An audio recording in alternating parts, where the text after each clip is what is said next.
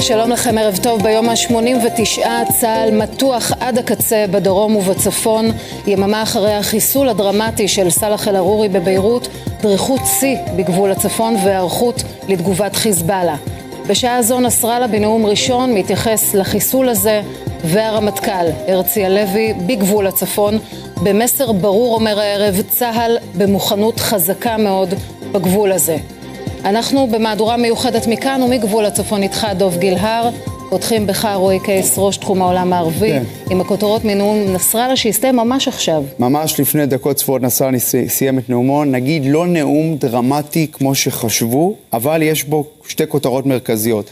למעשה נסראללה אומר, כמו שהבטחנו, אנחנו לא יכולים לשתוק על החיסול של סלאח אל-עארורי, כיוון שגם הייתה פגיעה פה באישיות פלסטינית, ואני הבטחתי שלא תהיה, אני לא אפשר כזה דבר, וגם הייתה פה פגיעה חריגה בדחיה. ולכן נסראללה אומר, כמו שאמרנו, זה לא יעבור ללא תגובה וללא עונש. אבל הכותרת השנייה מנסראללה, שהוא למעשה מזהיר את ישראל, אם אתם תלכו מה שנקרא לתגובה משמעותית, אחרי התגובה שלי, אז אנחנו עלולים להיגרר למלחמה גדולה, ואז נסראללה אומר, אם אתם תלכו על זה, אתם תשלמו מחיר יקר. עכשיו הוא אומר, אנחנו נלחמים בצורה מחושבת, אבל אם אתם, מה שנקרא, תלכו עד הסוף, אנחנו נלך עד הסוף, ונסראללה למעשה היום, מה שנקרא, קובע בפני ישראל את הכללים, לאן הולכים מכאן. נגיד שהוא מבטיח שיהיה נאום גם ביום שישי, שבו הוא יפרט יותר, אבל נסראללה למעשה אומר, אני לא יכול לשתוק על מה שהיה אתמול בדחיה, צפו תגובה, אבל תיזהרו שזה לא ייגרר למלחמה. תודה רבה רועי. והיום ביקור של הרמטכ"ל הרצי הלוי בגבול לבנון עם מסר חד משמעי לנסראללה. דוב גילהר ורובי אמרשלג, אתם בקריית שמונה הערב עם הדברים המלאים של הרמטכ"ל. נכון מיכל, באופן פרדוקסלי פעילות נמוכה יותר של חיזבאללה ביום הזה, יכול להיות בגלל שהיה ערפל כאן, אבל גם אם ישראל לא לוקחת שמץ של אחריות על מה שקרה אתמול בביירות, בהחלט יש מסר. הרמטכ"ל מבקר כאן לאורך גבול הצפון, נפגש עם אלוף הפיקוד, עם מפקדי היחידות כאן, ורובי אמרשלג בעצם לא מזכיר את חיזבאללה בשמה, מתמקד בחמאס, אבל הרמז הוא ברור. נכון, בין השורות אפשר לראות א', שהוא לא מדבר על חיזבאללה, שתיים, הוא אומר אני מבקר פה הרבה, ובעצם מנסה למסגר את הביקור הזה, לומר שזה לא ביקור לרגל האירוע שהיה אתמול בביירות, ששוב ישראל מנסה בצורה כזו או אחרת להתנער ממנו, ועוד מסר שאולי מופנה לתושבים שאמורים לשוב לכאן ביום מן הימים. הוא אומר, אנחנו הולכים לשנות כאן את כל תפיסת ההגנה, לפחות לשנה הקרובה. הנה, דברים שאומר הרמטכ"ל כאן. אנחנו במוכנות חזקה מאוד בצפון בהתרשמות שלי, מבקר פה הרבה, חושב שהמוכנות היא בשיאה, יש בקיאות רבה מאוד, יש יכולת טובה ויש רוח חזקה.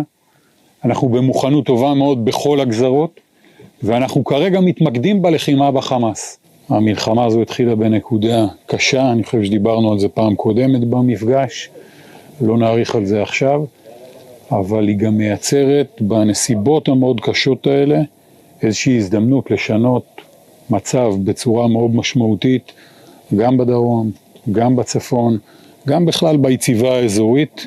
אז קודם כל אנחנו מסתכלים קדימה, אנחנו הולכים לשנות את ההגנה בשגרה, אנחנו נחזיק לפחות בשנה הקרובה הרבה יותר סדק בגבולות, ונגיע למשהו שהוא הרבה יותר חזק, כי האירוע הזה, כמה שהוא קשה, ונדבר עוד הרבה, היה אפשר לדעת, אי אפשר היה לדעת, הוא לא יכול לחזור על עצמו, זה בטוח, ואנחנו צריכים לתת מענה מאוד מאוד חזק בעניין הזה. אני אומר לכם, בהחלטות שלנו, אני יודע שיש פה כוח מאומן, מתודרך, מוכן, נכון, רוח,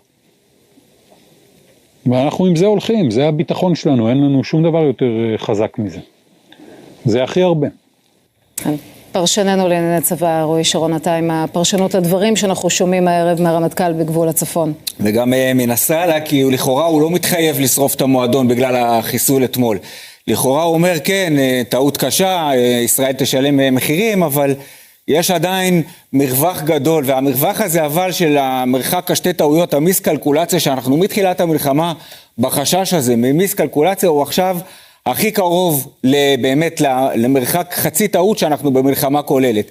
כי אם נסראללה החליט להגיב משהו מעבר, מה זה להגיב? אנחנו במלחמה כבר 3 חודשים, לחימה יש בצפון. זה לא שעכשיו נסראללה, מה, איראן נונטטה ליישוב אזרחי, הוא עשה את זה גם לפני שבוע.